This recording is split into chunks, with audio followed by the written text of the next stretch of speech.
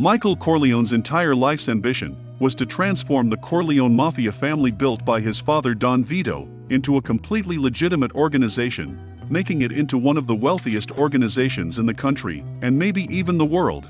But unfortunately things were not going to be that easy. All my life I kept trying to go up in society, where everything higher up was legal, straight. The Corleone family already had very powerful enemies and long-held vendettas that would emerge, forcing Michael to actually sink even deeper into that world. It seems the more he tried to leave, the more problems would arise. Just when I thought I was out, they pulled me back in. But eventually he would come out victorious. So after finally annihilating all his enemies, Don Michael Corleone was the godfather of not just the Corleone family, or just New York or Las Vegas. But he was the godfather over the entire mafia. Yes, he allowed a few other families to exist. However, everyone knew who was really in charge. And so after taming the criminal underworld, Michael now put all his focus onto finally achieving the goal he was working towards ever since he joined this life. The Immobiliare deal for Michael symbolized the ticket that would finally allow him to escape that world, a world that was forced upon him for the sake of the survival of his family. All my life I wanted out. I wanted the family out. But this seemed the opportunity that would finally absolve him from his and his family's past. And for a while it seemed he was actually going to succeed, as this was the closest he had ever been in achieving his life's goal. However, once again things did not go to plan. His new enemies were on a completely different level compared to anyone he had faced in the past. This is the final battle, the last challenge that Don Michael Corleone would lead and would prove as the most difficult. Our true enemy has not yet shown his face. As we discussed in previous video, Michael did not know exactly what and who he was dealing with. What at first seemed to be the opportunity of a lifetime, the golden ticket for redemption, ended up being the thing that actually crushed him. Unlike the previous parts, where Michael was dealing with what we commonly consider as mafia bosses and traditional gangsters, who were extremely cunning, powerful and intelligent. But he was now dealing with a far more dangerous type of criminal bosses. In the beginning there was nothing to suspect. However, after the attack on the commission and the Immobiliare deal being stalled, Michael began putting the pieces together. He knew that Joey Zasa and Don Altobello were both in on this together.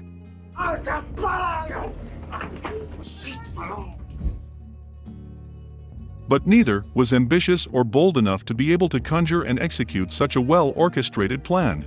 Joe Zaza would never pull something like this without the backing. He's just muscle. He's an enforcer. He's nothing. He doesn't have the wit for that helicopter attack.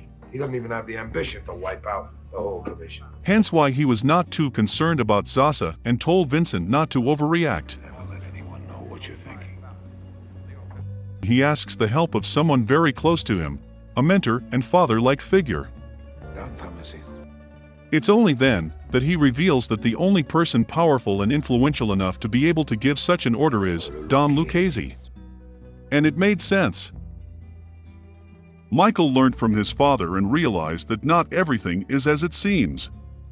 The attack on the commission was not something someone would mindlessly do, as committing such an attack is essentially declaring war on the entirety of the mafia. And as most of you might have realized, this incident is very similar to what we saw in Part 1, where the plot to destroy the Corleone family was not set up by Don Philip Tattaglia or Virgil Sollozzo, rather meticulously orchestrated by none other than the cunning Don Emilio Barzini, who hid behind the shadows as he used Tattaglia and Sollozzo as pawns, in which he would use to secure his grip over the mafia.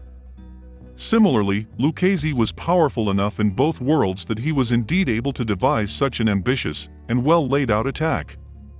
So this is why he ruled out Joey Zasa from the very beginning.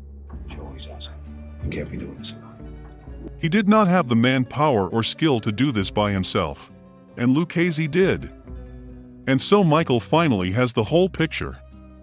He now understood that he was the target of an elaborate scheme and betrayal, designed to completely crush him and steal his wealth. But, as you see, I'm now the victim of a swindle.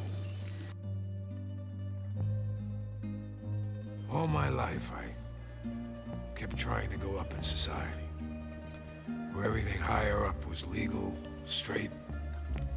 But the higher I go, the crookeder it becomes. Oh, what the hell does it end? To put it simply, a small group of very powerful individuals that we mentioned had been making fortunes by stealing and laundering money from the Vatican Bank for years. But in 1979, Lucchese and the others were afraid that Vatican officials would notice the missing money. And so to cover their tracks and pay off some of the high-ranking officials, they put together a scheme to put back the missing money. And so they found the perfect target. They chose Michael because he was already one of the largest shareholders in the company and was continuously increasing his share. They understood Michael was trying to clean his image from its criminal past, and what better way to do so than owning one of, if not the largest land and real estate company on the planet. So from there it was pretty simple. All they needed was to show Michael that they were willing to sell their 25%, and then once they received the money, they would stall the deal until they could get rid of Michael. Fortunately for them, they were inadvertently helped by the Pope's illness, as under the terms of the Lateran Treaty, the Pope himself had to personally approve the deal. Meanwhile, Lucchese, through his ally Don Altobello, made a deal with Joey Zassa, the current boss of the Corleone family's criminal operations, where he would take out Michael in exchange for backing his claim to become the boss of all bosses over the 5 families. And so the plan was set and put into action. Michael now has unveiled the plot against him. He knows his true enemy. All that is needed is to act one last time. This moment on, call yourself Vincent Corleone. After finally reaching his limit, Michael could not continue on. He chose Vincent as his successor, making him the new Godfather. Now as the Godfather, Vincent wanted to start his reign similar to how Michael consolidated his power all those years ago. And it almost worked. Vincent, similar to Michael, had orchestrated a string of attacks on their enemies all at once, and it seemed to have worked. But Vincent was not as strategic or calculated as Michael. Michael initially wanted to have the baptism in the Corleone compound, and actually did not want to be godfather to Connie and Carlos' son. But after Kay pleaded with him, he agreed. And so he made all the appropriate preparations. He ensured that the area was completely secured and that no one would even suspect him coming. But in Vincent's case, he was fairly incompetent. All the assassinations were fairly well planned and well executed. He did, however, fail at his most important task. He failed to protect the family. Both the Corleone godfathers put one thing above everything else, and that was the family. It is questionable if that was always Michael's intentions, but he did for the most part do everything to protect the family, even if it was from someone within the family. However, Vincent began his reign with a catastrophic failure. Michael Corleone's entire life's ambition was to transform the Corleone family into a completely legitimate organization. Michael envisioned the family becoming one of the most powerful and wealthy in the country, raising it to be among the upper echelon of society. In the end, he might have got the Immobiliare deal, but the cost was far greater than the money paid for it.